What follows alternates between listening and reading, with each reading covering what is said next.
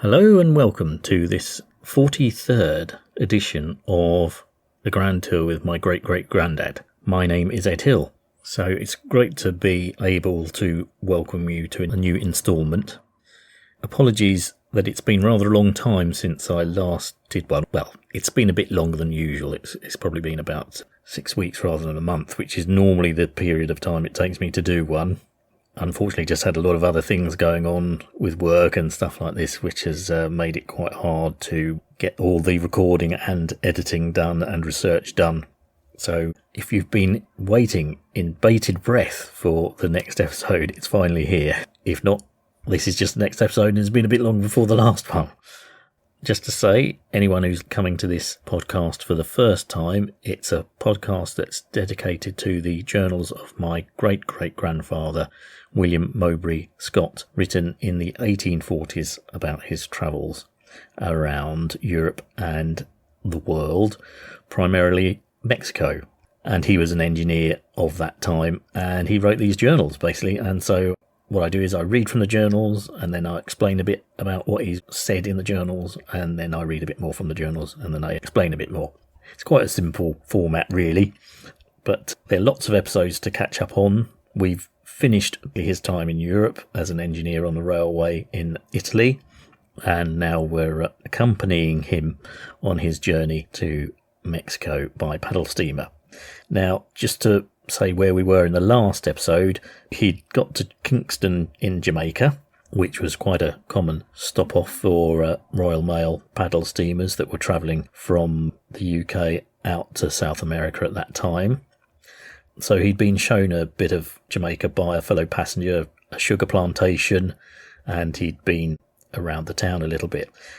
This next episode begins with him finishing that tour around the town of Kingston, and then getting back on board ship, which is the Clyde, and continuing his journey on to Cuba, which is the next stop for the paddle steamer.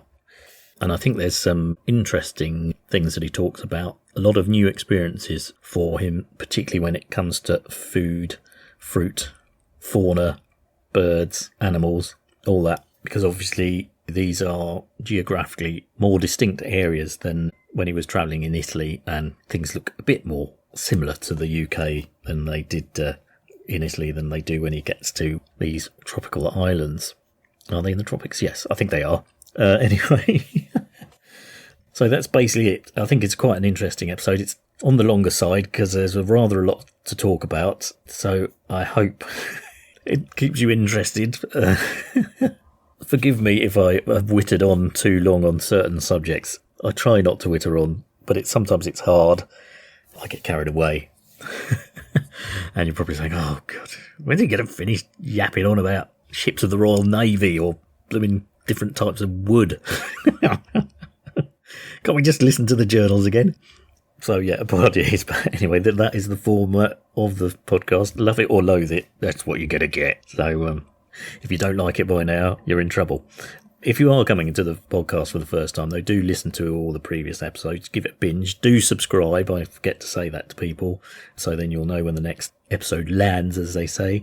Do tell your friends. Anyone who you think would be interested in this period of history. Honestly, it is a real unique insight into that time from someone who was there living it. And I think that's a very important thing to do. And the primary reason, really, I'm doing the podcast. Because I just felt it's nice to share these things with people. Lastly, if you want to contact me directly, there's various ways you can do it on social media. There's a Twitter account, which is Scott of the Historic, and that's at 3G Grand Tour, so that's at the number 3G Grand Tour.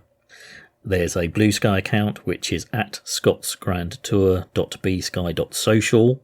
It's on YouTube, so you can see or hear the episodes there. It's on virtually every podcast platform available, all the big ones, Spotify, Amazon Music, Apple Podcasts, all those, and some of the lesser known ones as well. There's a Facebook page, which is at Grand Tour with my great-great-granddad. So those are all ways that you can direct message me or at least leave a comment or make some sort of observation about the episodes, because there's often stuff that I say in here that, I'm not an expert on, and so you may have a better knowledge of something and be able to pull me up on it, or just comment on some of the things that I've said. Firstly, I should say that this is an account written by someone of that time, and the language that they use reflects the language that was spoken and talked of at that time. So if sometimes, occasionally, it seems a little bit, for want of a better phrase, not very politically correct, we have to bear in mind that it was written in 1843 by someone who was brought up in that society, and that's how they expressed themselves at that time. So that's it. I hope you do enjoy this episode. It's basically a continuation of the journeys making on the paddle steamer, travelling from Jamaica to Cuba at this point. I hope you enjoy it.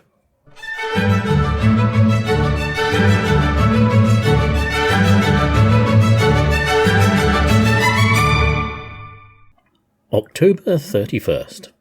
Rose pretty early this morning and took a stroll outside the town. A considerable quantity of rain had fallen during the night, and nothing could exceed the brilliancy in which nature was clad, or the brightness of the plumage of the feathered race that was gaily sporting on the branches of the trees. On my return, went with a friend to the market, and there had an opportunity of witnessing the various productions of this climate.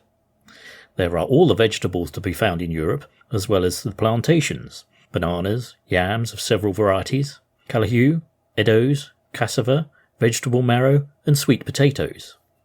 In fruit there were mangoes, shaddocks, oranges, limes, citrons, pineapples, and a variety of others that were entirely new to me. I also saw quantities of green peas, spinach, and French beans. In the fish market there was a very great variety, but with the exception of eels, entirely new to me. And how a London alderman's teeth would have watered, vast quantities of turtle of large size. The flesh and fowl market differed in nothing from an English one, except in the vast and predominating number of turkeys. After our return we breakfasted, and such a breakfast! Tea, coffee, eggs, fish, fruit and vegetables, until the table groaned beneath the weight. With this finished, we rambled through the streets of Kingston, and called upon most of our fellow passengers, who were residents of the place, to bid them good-bye. And at the time appointed for being on board having arrived, I waved a last adieu to them, and hastened on board the Clyde. Okay, so I thought I'd stop here just to mention a couple of things that William talks about regarding cuisine. Vegetables that he mentions, the callahoo and the eddo. Basically, these are all root vegetables. They're quite closely related. They kind of look like a sort of muddy radish, really, but they're very widely grown in the West Indies and other parts of the world as well, I think Africa as well. So they're used quite a lot in West Indian cuisine. They look a bit like a sort of stick of celery, but with a large root vegetable thing at the end. That's the eddo and callahoo, although there's a stew in West Indian cuisine called callahoo. So the actual plant that William's referring to is probably more widely known these days as toro, but this stew contains a lot of this ingredient. And the next thing I just thought I'd mention is this reference he makes to London aldermen and turtles and their teeth watering. Apparently the London aldermen, sort of part of the guilds and stuff like that of that era, were well known for serving turtle soup at the Lord Mayor's banquet. So this dish of turtle soup had become famous in association with London aldermen and members of the guild halls and stuff like that. So that's why he makes this reference. There's actually a cartoon, like a Punch cartoon, I suppose you'd call it, of 3 London aldermen all stirring a big pot with turtle soup in it, and then there's a reference to the 3 witches in Macbeth in this cartoon. So it says something like preparing for the visit of the king.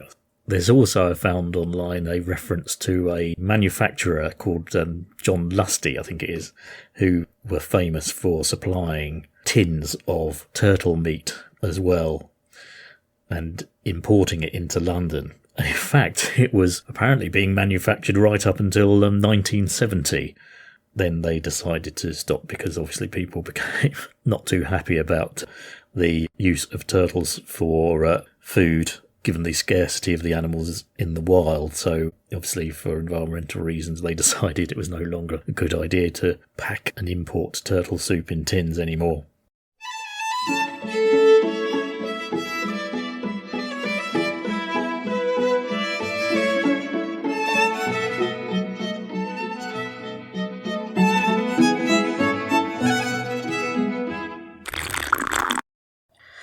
"8 p.m. The appointed hour of starting had been 4 o'clock, and in a few minutes after that the word was given. But after a very few revolutions of the paddle wheels, there was a disarrangement of the machinery.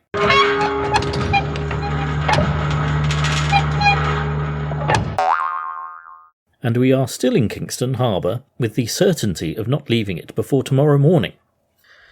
November 1st.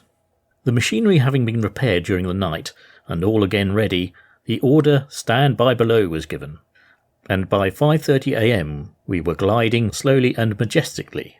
In an hour we reached Port Royal, which was formerly the capital of the island, and it was once a considerable town abounding in riches and trade, but has been dreadfully unfortunate.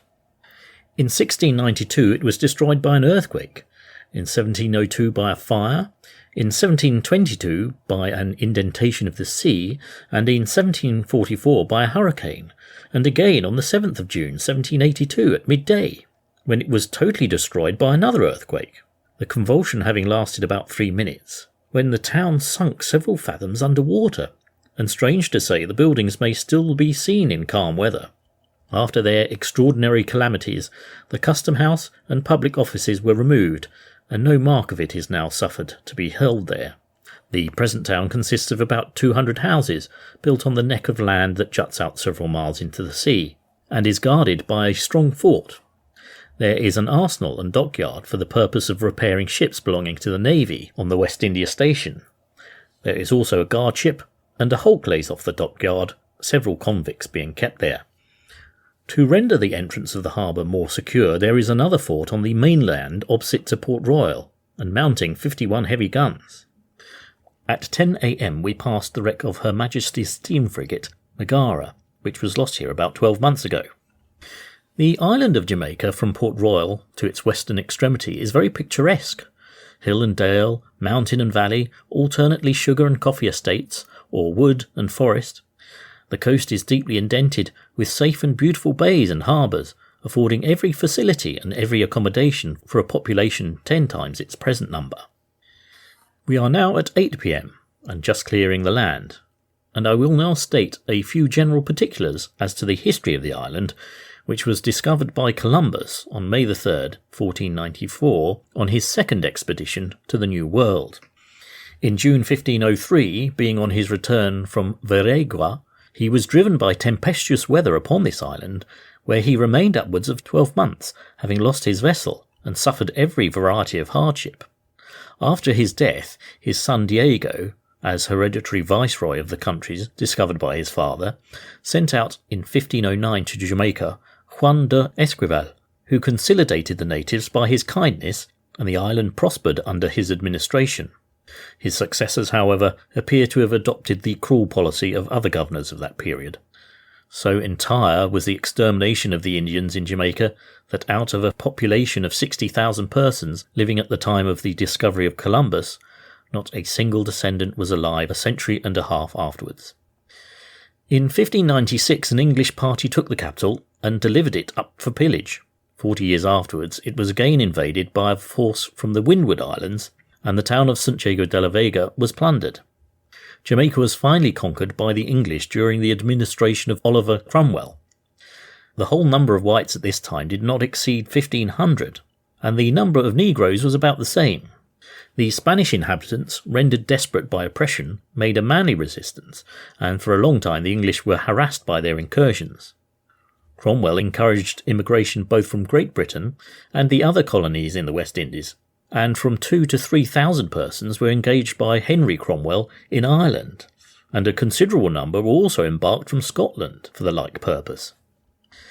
And in the hands of Governor D'Oyley, the government was administered with energy. In May 1658, an attempt was made by the Spaniards to recover the island, but a force which landed for the purpose was repulsed with great loss. About this time, the settlement became the resort of the buccaneers, who spent their immense gains in characteristic extravagance, and much enriched the inhabitants. After the restoration of Charles II, Jamaica became a place of refuge for many Republicans, who had distinguished themselves in the civil contest, and one of the first measures of the restored monarch was to continue Doyle in his office, and authorise the election of a council and assembly of representatives by the people. This was the first establishment of a regular civil government in the island, it having previously been governed by martial law, and this took place in 1661. The most important event in the recent history of Jamaica is the final overthrow and exile of that formidable band of fugitive Negroes who, under the name of Maroons, had formed an independent and hostile community in the island for the greater part of a century. On the conquest of the island from the Spaniards, the multitude of African slaves fled to the mountains, beyond the reach of the invaders, and maintained themselves in these fastnesses, in spite of the efforts to dislodge them. Their numbers were continually increasing by the accession of deserting slaves, and a harassing conflict was kept up with the whites, in which the latter were the principal sufferers. In 1738 an accommodation was effected, and a species of independence was granted to these hardy outlaws. But at length in 1795 hostilities broke out again. The activity and skill of the Maroons rendered them an overmatch for the great force brought against them. In this state of things, the British resorted to the use of bloodhounds, 100 of which were imported from Cuba, and, under the direction of experienced huntsmen, these were let loose upon the mountaineers, to seize and tear down the unhappy fugitives. Thus, hunted down like wild beasts, and hemmed in by a force too powerful to be overcome, they had no alternative but submission. The expulsion of the race was then determined upon, and finally carried into effect. More than 600 were transported to Nova Scotia, where many of them perished from the cold. Okay, I'm stopping at this point to say a few more things about what William has described here. Firstly, I thought I'd mention this terrible earthquake that affected Port Royal. He mentions one happening in 1782. I can't find much of a reference to that particular one. So I think he's getting his facts a little bit confused here, because what he actually seems to be describing here is the one of 1692. And it's actually a pretty famous event because Port Royal at that time had become a real den of iniquity. It was known as the wickedest city on earth. Think of Pirates of the Caribbean and debauchery and brothels and bars and pirates, gold doubloons, parrots on shoulders and all that sort of thing, because Port Royal had become the main operating area where the pirates used to sail from to often capture Spanish ships full of gold. So it had grown in wealth and size because of this, but also had this real reputation of being a sinful city. Basically, in 1692, this massive earthquake happened, and Jamaica is on quite a serious fault line geographically anyway, and because of the nature of the sandy soil that Fort Royal had been built on, during the vibrations of the earthquake, it liquefied, and so literally the buildings and ground and everything just sank into the sea.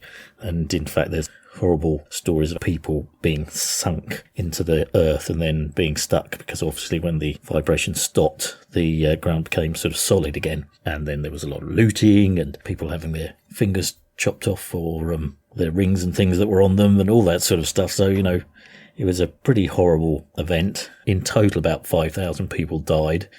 It's thought initially 2,000 died in the earthquake, and then there was a tsunami, which killed a lot of people as well.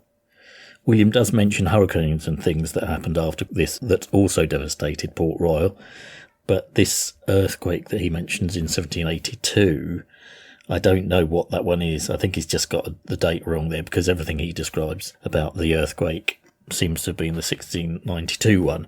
And basically that was the end really then of Port Royal as a port and harbour and city, and piracy sort of came to an end at that point, and the British took up more control over the island anyway, and its wealth started to grow because of sugar plantations and things like that. So its reliance on piracy grew less and less. Many thought this terrible earthquake was a judgment from God on the sinfulness of the city, so that it had deserved its fate because of the debauched place that it had become. Apparently these days there's a little bit of a revival of Port Royal as a tourist spot, because there's still parts of the old city around. I call it city, I think it's more of a town really. And of course things like Pirates of the Caribbean in a way have encouraged that interest in piracy and those times of the 17th and 18th century. Now William also mentions a ship that had sunk as they go into the harbour. I think I said HMS Megara, but I think it's actually pronounced Magira, and it was actually built in 1834 in Sheerness Dockyard, which is quite near where I am actually in Kent, in 1834. I was only really interested in it because it's funny actually, when you look up these Royal Navy ships online, there's a lot of information about it. I think good records must have been kept about these ships. So you've got things about where it was built, where extensions happened, where the engines were fitted, if they had engines, how much the cost was and stuff. I was just slightly interested in it because it was an early paddle steamer. So it must have been one of the very earliest in the Royal Navy. And in fact, I think it was one built called the Hermes class. And there were 3 ships built, and the Magira was one of them. HMS Hermes was another one, and then there was another one. They were all built about the same time, all in different places, but they had steam engines and paddle wheels fitted to them. So they must have been some of the earliest ships in the Royal Navy that were powered by steam. And this one had run aground in Jamaica, or just off Jamaica. William says a year before. I don't know if, again, records are slightly hazy here, but I think it might have been more recently than William says, because I think it says it was grounded in 1843, which is the year he's travelling. So it may have only been a few months before rather than a year before. I just thought I'd quickly mention something that intrigued me a little bit, because William talks about Jamaica being stolen from the Spanish by the British, and a lot of the defence of the island from Britain in that time against the Spanish to try and prevent them getting it back happened during, as William says, Cromwell's time. Just very briefly, I'll say that his history that he says about Columbus being there, discovering it first and then having to be there for nearly a year and all that is very accurate. I'm sure the reference book that he was reading from at that time pretty well gets everything correct in terms of its early history with the Europeans. But I'd like to talk about is a little bit later, under Cromwell's time in power. I just simply mention this because I think there's something that's not often talked about very much. But Cromwell, of course, is hated in the Republic of Ireland for many of the things that he did to the Catholic population there. And one of the things that happened was that a lot of Irish people were sent as indentured labour to the Caribbean and to the West Indies, and particularly to Jamaica, and Scottish people as well, but particularly Irish. So there is really a whole culture in the Caribbean of Irish enforced labour and slavery that happened in those islands, which I think, I would say certainly from a British standpoint, gets forgotten about. We often talk about African slaves, and of course that was the majority of the slaves that were sent to the West Indies, but there was a large proportion of Irish as well. But again, it's a little bit more nuanced than that, because some of the Irish were rich and actually were governors and landowners in the Jamaicas. It started off as actually something as seen as a way of making a bit of money, so quite a lot of rich Catholics and Irish went out there and acquired land and encouraged Irish people to go there. Then during the Cromwell period, it was more enforced slave labour that was sent there, and this Governor Doyle, Edward Doyle, I think is how you say it, that William mentions, he was a governor who'd been initially sent out to Jamaica. He was a parliamentarian, so obviously he was on Cromwell's side. He was sent out to Jamaica as a general, and then at one time he was in charge of all the Jamaican army that was there really defending itself against the Spanish, who were still trying to gain the island back from the British, and he'd been pretty successful doing that. and then he became governor. And as William says, even after Cromwell's time, he was still kept on as governor. So, as I say, there is really quite a big Irish diaspora linked with the Caribbean and with Jamaica. And in fact, I think 25% of Jamaicans claim some Irish ancestry in their heritage.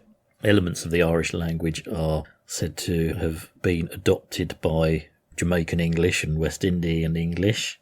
And I think in the island of St Kitts, they still have a big celebration on St Patrick's Day as well. So there's this really quite strong connection with Ireland. And the indentured labour that was sent there, which is effectively slave labour. I mean, the conditions for some of these slaves or labourers were so bad that indentured, though, meant to be sort of work out their time and then get freedom at the end of it, but most of them died before they ever managed to do that because they were treated so badly. And also the Irish were looked upon to some degree as being political troublemakers as well, so they had quite a rum deal. In fact, some people say they were considered the lowest of the low in Jamaican society. They did have a nickname of being called red legs because, of course, when they first went out there, their skin was not used to the hot, sunny weather, and of course they got red, burnt legs. But they were treated pretty badly. You know, they were working in the sun, which they weren't used to. They weren't given the right sort of clothing. They weren't given food. You know, they were very roughly treated, as indeed were all the slaves, of course. But I just thought I'd mention it because, as I say, culturally we mention African slavery and the Caribbean a lot, but not so much this Irish element as well, which, as I say, it is a bit more complicated. There were wealthy Irish. And in fact, it's quite interesting. Some of the passengers accompanying William on his ship to the Caribbean there are Irishmen, and obviously they seem to me men of quite healthy means. So, you know, they're obviously relatively rich, and for want of a better description, middle-class Irish gentlemen who are making their way there for business reasons, etc. The last thing I thought I'd mention very briefly, I always say that, don't I, very, very briefly, and then I yab it on for ages about it, but I'll try to keep it brief. The Maroons that William mentions, there is quite a bit of stuff about there, but rather as in the French Jamaican islands that we discussed, like Haiti, where there had been rebellions by the slaves there against the French Empire, in Jamaica, the Maroons were, if you like, the Jamaican equivalent. And what happened was, when the British managed to capture Jamaica from the Spanish, a lot of African slaves were freed at that time by the Spanish, or scarpered into the interior of the island. And here they set up their own communities and obviously resisted slavery from the Brits. And this went on for a very long time. As William says, it was about 100 years where the Maroons were forming their own societies in the centre of Jamaica, and quite often would, with guerrilla warfare tactics, raid the British, attack the British, cause a lot of problems. In fact, Edward D'Oylé's main issue was dealing with the Maroons and trying to suppress them. But at one point, he actually negotiated a truce with them, and a Maroon leader called John de Bolas, he actually changed sides and signed a treaty with D'Oylé to actually help him fight the Spanish again. So there was quite a bit of on-off negotiations with Maroons, and at some points the British gave them their own land. Basically, they were a very fiercely independent group of slaves, but eventually the British got fed up with the problems because the raiding continued from other Maroon communities. And as William described, there was this awful incident where the dogs were brought in from Cuba and they were hunted down like vermin, or what horrible term you want to describe it by, and captured, and many of them were sent to Nova Scotia where they died. But that Maroon community did live on, and in fact there are Maroons still in Jamaica today who still form very much their own community, a bit apart from the rest of Jamaican society, and they have their own culture and own traditions and things like that. So their existence didn't die out completely. So That is why William mentions them, because they'd been a kind of continual, ongoing issue for the British when they were trying to keep control of the island of Jamaica.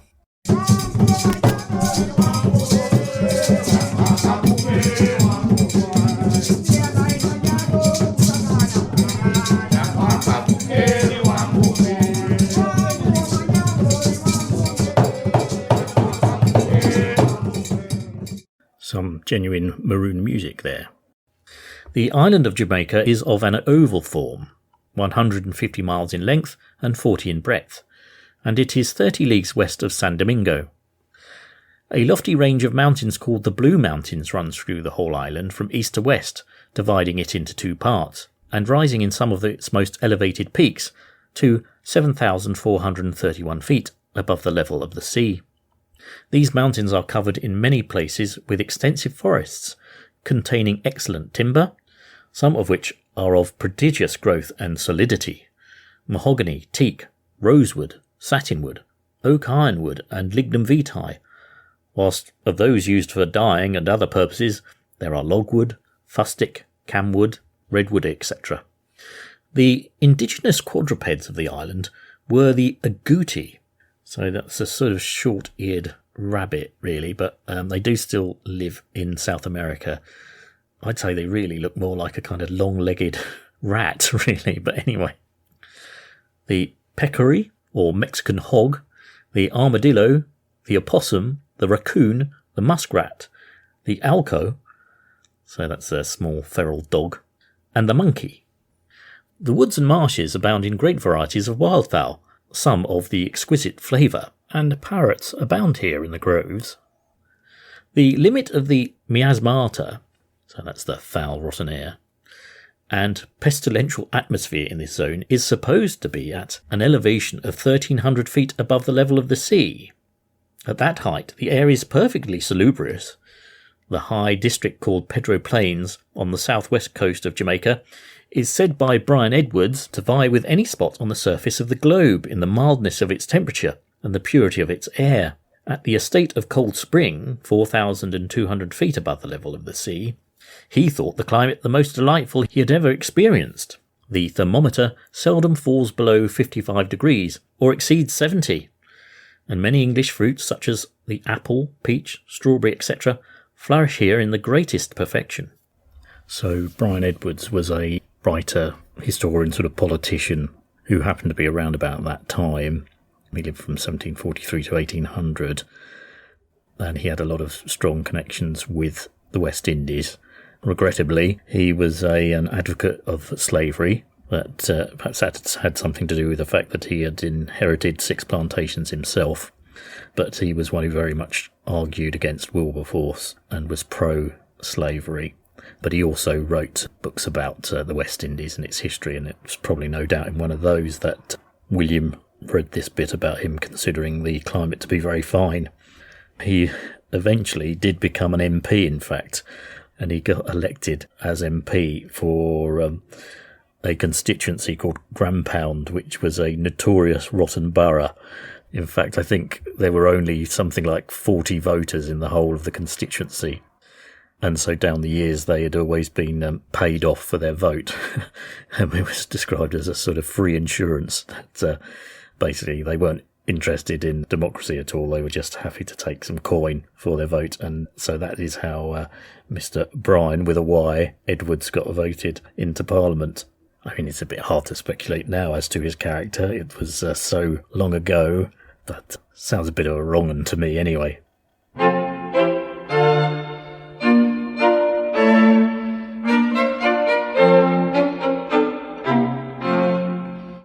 The grazing farms have increased much within the last few years, and horned cattle and sheep are abundant.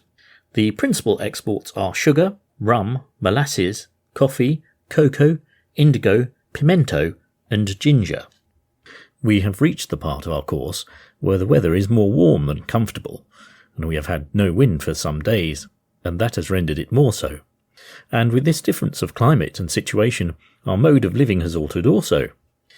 Instead of beefsteaks, mutton chops, and an abundance of cold meat for breakfast, we partake only of vegetables and fruit.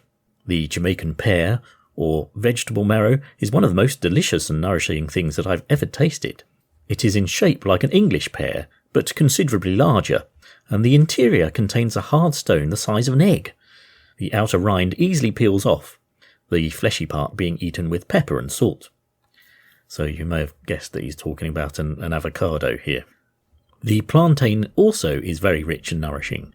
With a peculiar sweet flavour, they are of pale yellow colour and grow on lofty plants in bunches from 12 to 20, each one about 6 inches in length and resembling a cucumber in shape. Then we have the shaddocks, more widely known as a pomelo. The shaddocks, which are the same shape and colour as an orange but much larger. These have a very pleasant acid flavour. Our desserts also, instead of dried fruits and preserves of the early part of the voyage, now consist of pineapples, peaches, mangoes, cherimoyas, and a vast variety entirely new to me, of which I can neither get nor give any satisfactory account. A cherimoya, if you're not familiar with it, is a sort of green fruit, I think about the size of a large tangerine, which on its outside appearance looks a bit like a cross between a pineapple and an artichoke. And inside, when you cut it open, it's got this fleshy, mushy stuff that apparently is very tasty. It's also known as the custard apple, and according to Mark Twain when he ate one, he called it the most delicious fruit known to men. I've got to say, I've never had one, but it's pretty widely grown around South America and that region of the world. So back to Will and his description of what they're eating and drinking in this new climate. We drink now neither wine nor port, but lemonade capliere. So I think it's called caparina. Basically, it's a liquor made out of sugarcane, which, of course, there was loads being grown around there. So, it's just a fermented drink made from sugarcane juice. And also Seidlitz water. So that's a bitter medicinal mineral water that was drunk at the time. These being all the rage, together with a little weak brandy and water. This being the rainy season here in this latitude, we have had some sharp showers during the week. November 3rd. At 2 p.m. we made landfall at Cape Corrientes, the southern western point of the island of Cuba, and at 4 p.m. passed it. At 8 p.m. we passed Cape Antonio. The island of Cuba at this part of the coast is very low next to the sea, but we could perceive gently swelling hills in the interior. During the night we appeared to be running across a vast bay, as we entirely lost sight of land, the moon nearly at full and shining with great splendour. At 7 a.m. again we saw land on the starboard bow, very low towards the shore, but lofty mountains in the interior of the island, and at their summits broken into the most grotesque forms imaginable. The lower grounds appeared to be in a state of excellent cultivation, and by the aid of the glass I could discern extensive cornfields and the different buildings belonging to sugar plantations. So I suppose the glass is a telescope. At 7 p.m. made the morrow light at the entrance of the harbour of Havana, and at 10 p.m. brought up opposite to it. We burnt blue lights and fired a gun as a signal for a pilot to come off to us. After a very considerable period, one of the lazy dons at length reached us. The ship was then put round, and we made the entrance of the harbour at half speed. The entrance to the harbour of Havana is very narrow, and will not admit more than one ship at a time. It is guarded by 2 very strong forts at either extremity, that on the right being Fort Puebla, and that on the left Fort Morro. Fort Morro extends about half a mile in length, and is to appearance pretty strong, though at the same time I do not think with all their boasting that it would stand long before being breached by either the frigates or the steamers of John Bull, and if they've got no better artillerymen than some I saw at a review, why, one of our steam frigates might run past it without receiving a single shot. Rule Britannia, Britannia rule the waves. A vast deal of absurd and ridiculous ceremony takes place on a ship entering a harbour, that it almost unfits the spectator for the splendid sights that await him. This night the moon was shining brightly, shining as we seldom see it, even in an Italian clime, and plainly revealing each object in silvery radiance. On our right lay the city of Havana, with its white houses, profusely decorated with airy pinnacles on their flat roofs and terraces, whilst high over all frowned the lofty and dark walls of the citadel, or in milder glory, the spires and domes of the churches reared themselves towards the clear blue sky. Slowly we pursued our way amidst the crowds of shipping in the harbour, and passing the city some distance, brought up alongside the company's wharf at midnight, where I must leave us for the present. Sunday, November 5th. Well do I remember the scenes of my boyhood, and with what eager hopes and wishes we used to anticipate the arrival of this day, the anniversary of the gunpowder plot, and how for weeks previous we had been making war upon the fences and wood stacks in the vicinity for the purpose of having a rousing bonfire on the occasion, dreaming not of anything beyond our own immediate sphere, thinking not of the future, but merely to enjoy the present. But those days are past forever, past not only as regards myself, but the day itself, which has ceased to be any longer considered as an anniversary. I was led into these reflections by seeing the difference there is in the advantage which England possesses over most other countries. She has advanced with rapid strides in the march of civilization. Other nations have followed at a distance, with the exception of two, Spain and Portugal.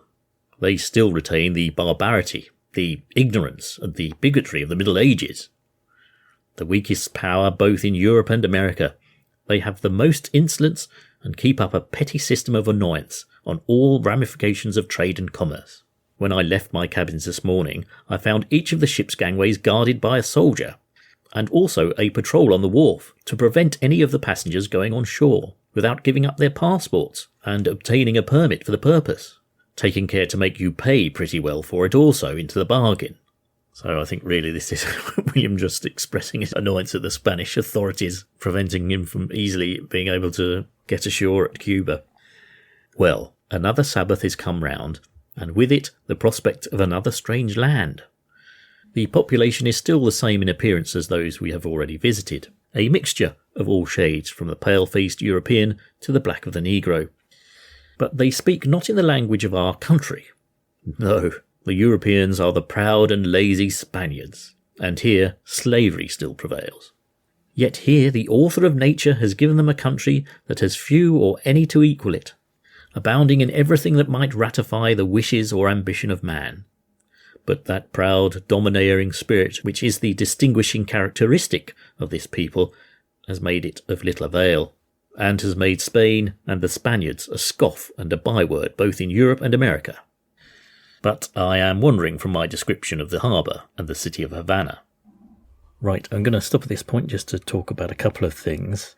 The first one was his musings about bonfire night and when he was a child. It made me think a little bit about it myself, really, and its origins. Obviously, if you live in Britain, you know we call it bonfire night or Guy Fawkes night.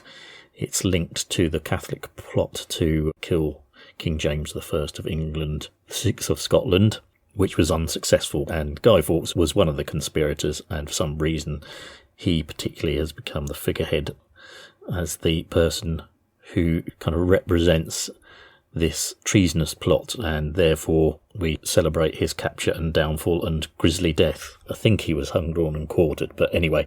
So actually very, very early on from when the events happened in 1605, James I said there should be a day to celebrate his survival and the divine intervention that meant he wasn't blown up by the gunpowder that had been stored under the Houses of Parliament. And so Bonfire Night was officially known as Gunpowder Treason Day. And there was actually an Act of Parliament passed which said that this should be celebrated every year on the 5th of November. Now, as we know, there's a heavy element of Protestant and Catholic argument going on here, and of course Bonfire Night is seen as a way of Protestants celebrating the downfall of this Catholic plot. So over the years, in a way, this caused quite a lot of problems because it was increasingly seen as an anti-Catholic celebration. It quite often led to serious outbreaks of civil disorder when it was being held. So the whole actual history of Bonfire Night is quite controversial. These days it doesn't seem very much like it, because when I was a kid it was just basically gathering around a big bonfire and there'd be a load of fireworks and we'd maybe have a hot dog and go ooh when the fireworks went up. And that would be the end of it. But closer in terms of history, it became problematic. And certainly by the time William's discussing it, because, by this time, members of the royal family had married Catholics and things like that. So it was not seen as something that was very important anymore. And in fact, Queen Victoria thought it was outdated. So perhaps this is why William is saying, it's no longer celebrated anymore. And the tradition of kids going around the local area, stealing wood from fences, as he describes it, and finding bits of wood wherever you could, that went on for many years, for many hundreds of years. It was certainly in my time when I was a kid. You would go around the neighbourhood and find whatever you could to build your fire. And a big thing was the effigies of Guy Fawkes that got made by children and were then burnt on the bonfire. Now, this tradition began early on, and it was still going very sort of strongly in my time when I was a kid in the 90s or 80s. There would still be people coming around to your door on bonfire night, knocking on your door, and they'd usually have some sort of stuffed shirt with a woolly hat and a rather dodgy drawing of a face on it and say penny for the guy, and you were meant to give them money for the guy. So that tradition went on really till quite recently, but these days, of course, it's virtually died out. I think several things have happened. Halloween, which of course is very close to bonfire night, has become a much bigger celebration in this country, mainly due to the American influence on our kids, I'm afraid. I don't say that in a bad way, or maybe I do. It's just a sense of a loss of tradition. When I was a kid, bonfire night was much, much bigger thing than Halloween, and really Halloween was just a question of you go around bobbing a few apples, which meant sticking your face in a bucket of water and trying to get an apple out with your teeth. And, there was a bit of it might be a bit ghostly at night, and stuff like that. We've seemed to have adopted the whole trick-or-treat thing, which was, again, something that didn't really exist in this country until the last 30, 40 years. And in a way, penny for the guy has been replaced by trick-or-treat, I suppose, to some extent. These days, if bonfire nights are held, they're sort of more official things. They're usually run by a charity or a local football club or something like that, because also with health and safety things as well, people having big bonfires in their own gardens or in the streets and setting off their own fireworks is now considered too dangerous. I don't know. What's the problem, throwing a few fireworks at somebody's window, ripping down their fences to build a fire? What's the harm in it? That's what we used to do when I was a kid. I don't know. Everyone's gone soft. I mean, bonfire night is still celebrated in this country, but nowhere near as much as it used to. And as someone pointed out, its association with the whole political side of things and social side of things in terms of Protestant and Catholic and anti-Catholic and pro-Protestant has pretty well been lost. And if bonfire nights still go on, I do try and get along to one if I can. Now, I must also move on very quickly just to say, when William's in Havana, he sort of goes on this rant, doesn't he, about how Spain and Portugal are behind the rest of the world, particularly Britain and America, and that in their way that they carry on their culture and their politics and their industry. And I think actually this might be a reference to the fact that, as he says, slavery still existed in Cuba when he's there. And in fact, in Cuba, it wasn't outlawed by the Spanish government until 1886. So slavery in Cuba has a very, very long legacy. It's very much linked to the Spanish Empire and the Spanish exploitation of the islands and then of growing sugarcane and stuff like that. So it had a very, very long legacy which persisted much further beyond some of the other nations. So that's really, I think, to some extent, also why William is using these terms so sort of negatively about Spain and its practices. I'll just mention something he discusses later on, which is also linked to this.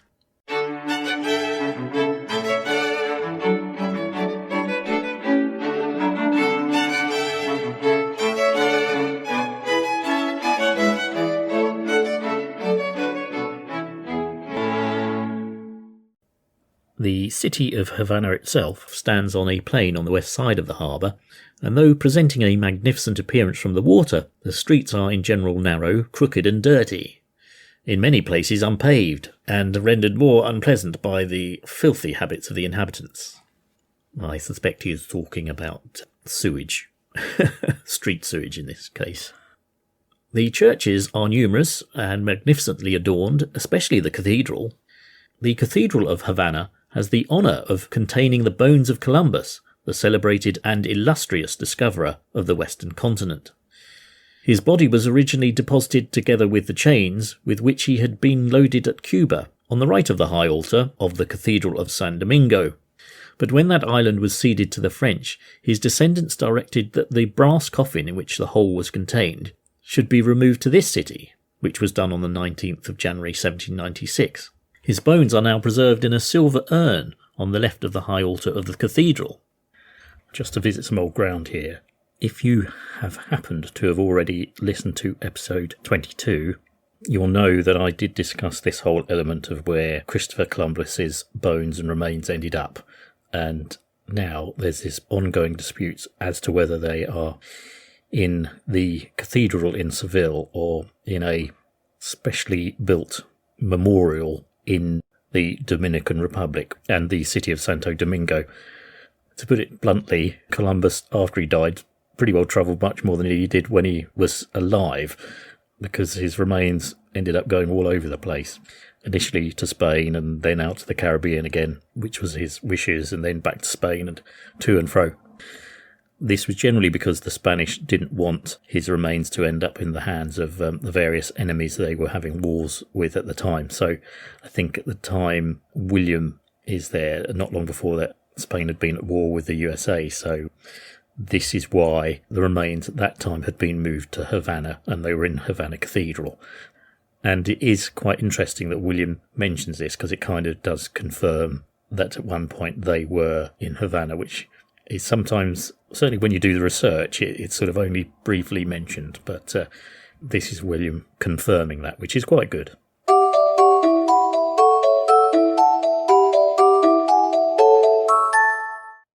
An aqueduct supplies to the city and shipping with water, and turns the sawmills in the dockyard. The houses are almost all of stone and covered with terraces.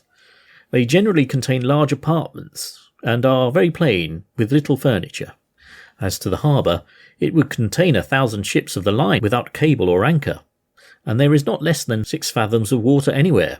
It is perfectly landlocked, and from the spot where we are laying, there is an exact resemblance to a lake, no outlet being visible. The shores itself of the harbour are broken into small bays, and there are many of them surrounded with wharves and warehouses, making excellent and convenient docks for the smaller shipping.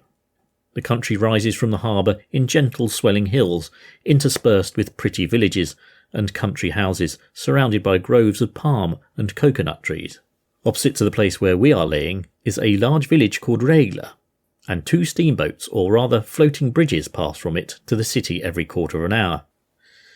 At that time there was a British 74, the Romney, laying in the harbour as a guard ship. There is also a Spanish steam frigate, 3 gun brigs, and an American ship of war. I only see the British, American and Spanish flags hoisted amongst the merchant shipping, so their commerce appears to be confined to those 3 powers. On the Morro side of the harbour are great numbers of grog shops, as they term them, and there the lower classes have been drumming, shouting and dancing since midday, and making the most horrid discord possible. But hark, there sounds 8 bells, and in a moment out go the lights, and all is still as the grave. The evening gun is fired, and the day's festivities are at an end. Okay, in this last section, I just thought I'd talk about a couple of things. Firstly, William mentioned seeing this ship HMS Romney in Havana Harbour. I just thought I'd mention this because it relates back to something I said earlier about the slave trade in Cuba going on longer than other parts of the world. At that time, actually, Britain was trying very hard to really clamp down on the slave trade. And that word trade is very important. Slavery itself wasn't necessarily being made illegal in parts of the world, but the slave trade, i.e. transporting slaves by ship from place to place, was something that the British were trying to police, I suppose in a way as eventually killing off slavery. And so in order to do this, they made various treaties with countries which were still involved in slavery, like Spain. And what they would do is the Royal Navy, if they caught a ship that had slaves on it, they would take them to these various harbours, such as Havana, where they'd agreed a treaty with the Spanish and the local authorities. And there they would hold a court and it was called a Mixed Commission Court for the Suppression of the Slave Trade. And basically these courts would hear the case against probably the captain of the ship and the owners of the ship, see whether they'd been carrying out slavery. And while this was going on, if they were found guilty, which they usually were, obviously they had to do something with the slaves on the ships, and they were housed in Royal Navy ships.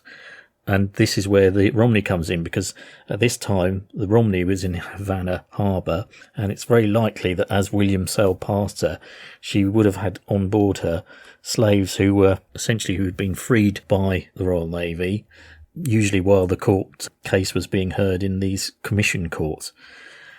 So it just goes to show the whole slavery thing is very complicated, in the sense that you had a country like Spain and Cuba who would sign an agreement with Britain to assist them clamping down on the trade, but still carried on slavery themselves in their own dominions. There was generally this idea that the slave trade should be stopped by countries, but not slavery itself.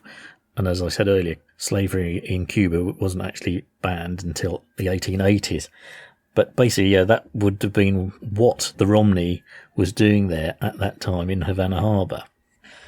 And the very last thing I'd like to talk about is grog shops in Havana Harbour as well, and all the disruption that's going on and the noise that people are making, no doubt. More the merrier from having drunk grog. Obviously these days we kind of use grog as a bit of a term for any alcoholic drink.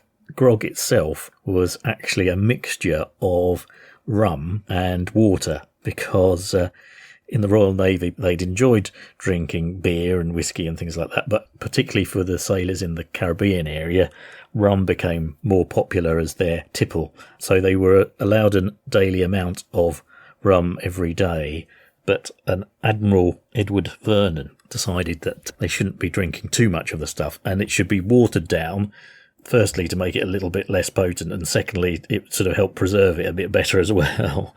And this became known as grog, and it was called grog because Admiral Vernon wore a uniform made out of a material called grogram, which is a quite heavily stitched cloth. So when you look at it, it sort of almost appears like there are lines in it. It's almost sort of thing that you might see something like a car seat belt or a strap on a bag used for.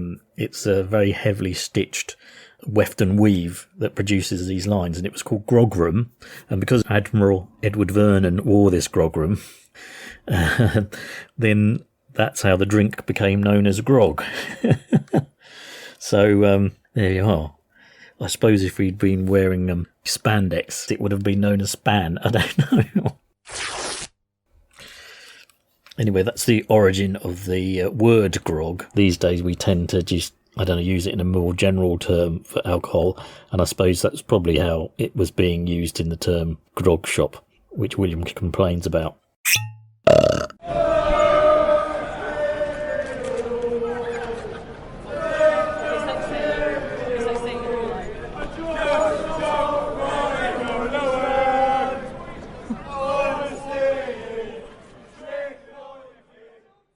Right, I'm going to stop the episode here now with William complaining about the noise from the grog shops and the rowdiness of the patrons, no doubt. I hope you've enjoyed this episode. As I said at the beginning, sorry it's taken me a little bit of time to get it done. Hopefully the next one won't take so long. I did do rather a lot of explaining in this one, so I hope I haven't bored you too much with all my witterings on, but I don't know, there were quite a lot of things to talk about that piqued my interest, and they were all quite complicated. So apologies for that if there was too much of my linguistic ramblings. In the next episode, William continues his time in Havana and on the island of Cuba. Actually, in fact, he spends a few days there because he gets held up. And then he continues his journey across the Gulf of Mexico. And then obviously it's quite a significant moment that when he lands and begins his journey through the interior to Zacatecas. Just to remind you, there are all those social media ways in which you can contact me if you want to, that I mentioned at the beginning. The Twitter account, the Blue Sky account, Facebook page, all those. I think if you Google The Grand Tour with My Great Great Grandad, at some point most of those things will come up. Certainly the Facebook page does, and also all the various podcasting platforms that you can get it on as well. So that's it for episode 43. Once again, if you have been, thanks for listening.